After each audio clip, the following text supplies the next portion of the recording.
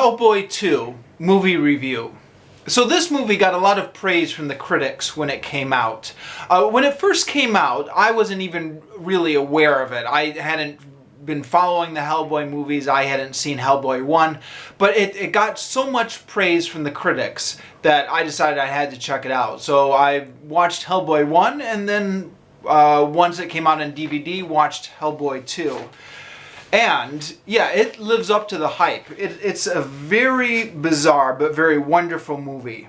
It mixes in a lot of the elements of the fantasy genre, such as fairies, elves, trolls, and goblins, but it's also a superhero movie.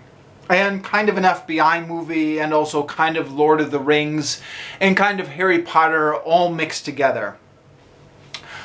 The characters in this movie are wonderfully strange, such as evil tooth fairies, the baby tumor, Johann Kraus, who's a character entirely made up of ectoplasmic gas. I was slightly disappointed that FBI agent John Myers, who was one of the main characters in the first film, didn't return. I'm enough of a nerd to be concerned about those kind of continuity things. There was a throwaway reference to his being in Antarctica, so they did address it. I would have preferred him coming back. I always like it when the whole cast gets reunited, but perhaps his absence freed up the film to bring in more strange new characters who were able to fill up the screen. And the screen was full.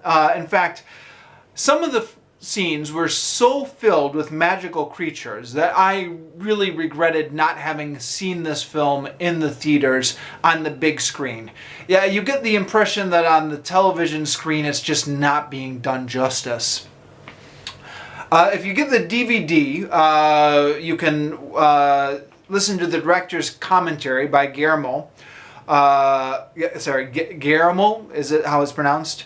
And he's constantly telling you to rewind the DVD and pay attention to this or that creature in one of the corners of the screen. I couldn't be bothered to do that.